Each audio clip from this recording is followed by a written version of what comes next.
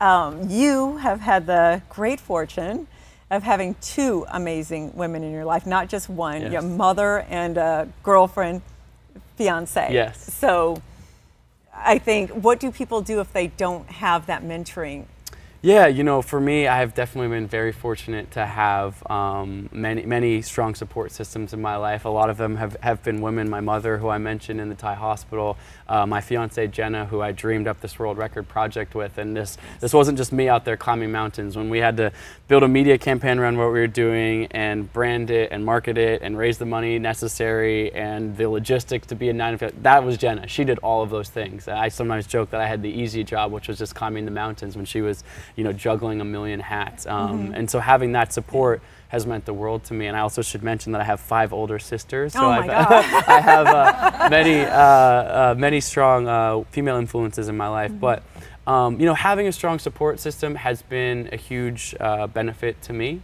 And that's come in a familial sense. And of course, I acknowledge that not everyone, you know, has that in their own life. But I do think that we are a net product of, I would like to say, the 10 people you spend the most time around. And we also have a choice as to who, in some sense, who you spend your time with. It's easy, and I find myself in the negative habit pattern sometimes of being around people that aren't nurturing my soul or aren't supporting me. Or vice versa, who I'm not necessarily supportive with. And maybe that's time to, I don't want to say just push that relationship away, but to have communication around that and say, how can I support you, or how can you support me? So I really try to cultivate relationships in my life, whether that's, you know, my romantic relationship with my fiance, family, friendship, whatever that is, you know, business partnership, that's a mutually beneficial situation. So it's not just these people supporting me, but that goes both ways. So we're leaning in to know that we can support each other, because I believe together we are all stronger. Yes, we are. And you know, one lesson that I learned,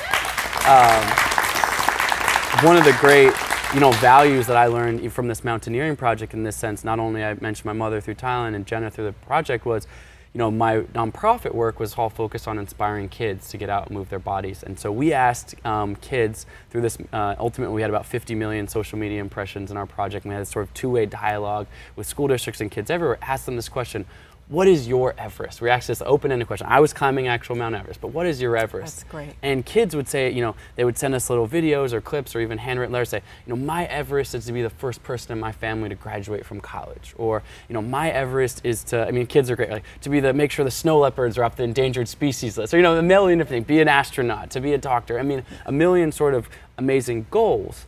But what ended up happening is I was hoping to inspire them to think, to dream big.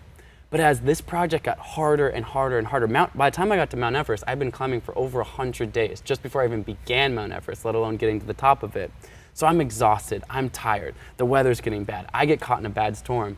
All of a sudden, I was doing this for a bigger purpose than myself. My hope was to inspire these kids, but knowing they were out there looking to me for inspiration, it inspired me actually to keep moving forward. And so I guess that's my long way of saying that we all together are stronger. I was trying to, you know, put some good into the world, but ultimately their positivity and excitement around what I was doing and having them think about the future made me say, hey, I need to make sure I get to the top of this mountain, so that kid who said they want to be the first person in their family who can graduate from college believes that they can do that. Yes.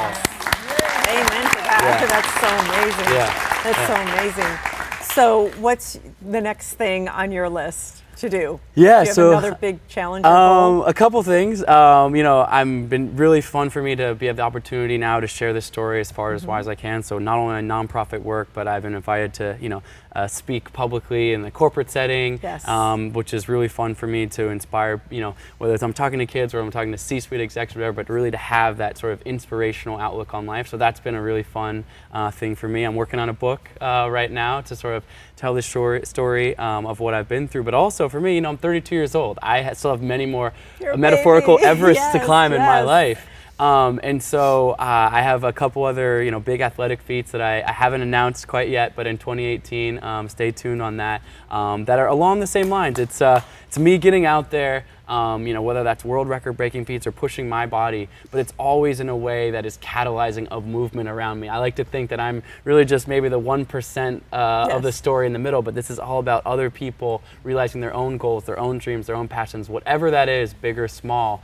And so in 2018, I'll be embarking on a couple other adventures to kind of catalyze that type of movement and inspiration in the world. That's awesome. Thank you so much. My for pleasure. being with Thanks us for having today. me. I really appreciate it. Thank you. Thank you, Colin O'Brady. Yeah, I appreciate it.